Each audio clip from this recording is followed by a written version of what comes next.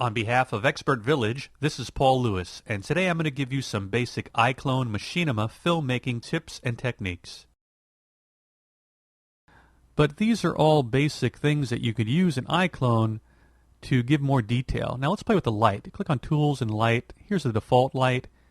Here's another type of light. There's all different types of lighting in iClone that you could play with. You can make it darker, you can make it brighter, you can customize the light. If the scene were really